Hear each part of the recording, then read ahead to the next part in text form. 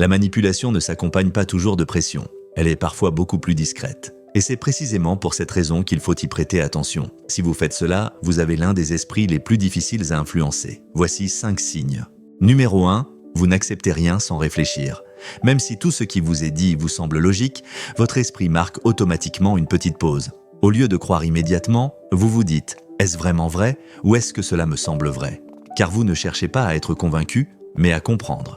Vous ne vous intéressez pas à ce qu'une idée vous fait ressentir, mais à ce sur quoi elle repose. Ce n'est pas le ton des mots qui vous intéresse, mais leur contenu. C'est pourquoi vous ne prenez pas de décision hâtive. Alors que tout le monde va dans la même direction, vous pouvez vous arrêter un instant et vous mettre à l'écart. De l'extérieur, cela peut sembler être de l'indécision, mais il s'agit en fait d'une discipline mentale.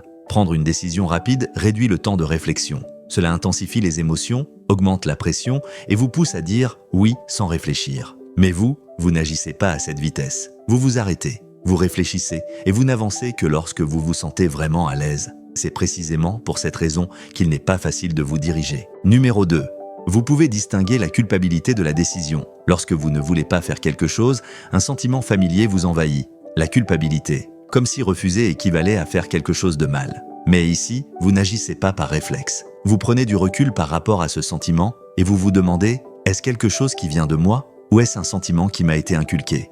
Car ce que tout le monde appelle culpabilité n'est pas forcément une question de conscience. Parfois, ce sentiment correspond aux attentes de l'autre. Parfois, c'est le reflet d'une demande qui dépasse vos limites et qui vous est renvoyée. Vous pouvez faire la différence. Vous voyez la différence entre ne pas vouloir et être mauvais. Vous connaissez la ligne entre décevoir quelqu'un et vous trahir vous-même. C'est pourquoi vous ne changez pas votre décision simplement parce que vous vous sentez coupable. Vous prenez votre décision non pas à partir de vos émotions, mais à partir de votre conscience. Le fait de vous sentir coupable ne signifie pas que vous avez pris la mauvaise décision. Et être capable de faire cette distinction est une compétence mentale silencieuse, mais essentielle, qui vous rend fort face à la manipulation. Tout le monde ne possède pas cette compétence.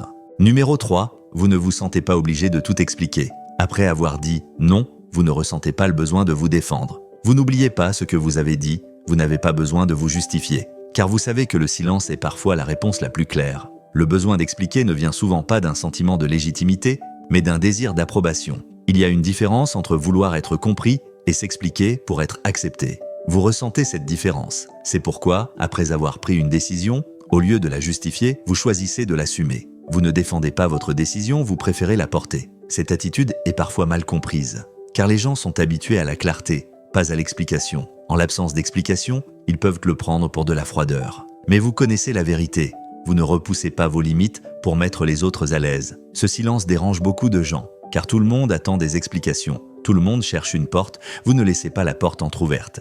Et c'est précisément pour cette raison que vous vous protégez. Numéro 4. Vous comparez les paroles des gens à leurs actes, vous écoutez les gens. Mais vous ne les croyez pas seulement sur parole. Vous prêtez surtout attention à la différence entre ce qu'ils disent et ce qu'ils font. Vous regardez davantage ce qu'ils font que ce qu'ils promettent. Vous vous forgez une opinion non pas à partir d'une phrase, mais à partir de gestes répétés. S'il n'y a pas de cohérence entre leurs actes et leurs paroles, votre esprit prend automatiquement ses distances. Vous ne vivez pas cela comme une décision consciente. Il s'agit d'un retrait silencieux et sincère. Car vous savez ceci, les véritables intentions ne se trouvent pas dans les belles paroles, mais dans les comportements adoptés dans les moments difficiles. Les paroles sont faciles. Les comportements, en revanche, ont un coût. C'est pourquoi une personne qui souhaite vous impressionner ne peut y parvenir uniquement en parlant. Elle sera mise à l'épreuve avec le temps. Elle sera jugée à l'aune de ses actions répétées. Cette perspective ne vous rend pas dur, mais elle vous rend clair. Et les personnes claires sont les cibles les plus difficiles de la manipulation émotionnelle. Numéro 5. Vous n'avez pas peur d'être seul. Au lieu de vous perdre dans la foule, vous pouvez choisir consciemment d'être seul. Car la solitude n'est pas un manque pour vous, mais un espace qui vous permet de rassembler vos pensées. Le silence ne vous dérange pas. Au contraire, il clarifie vos pensées.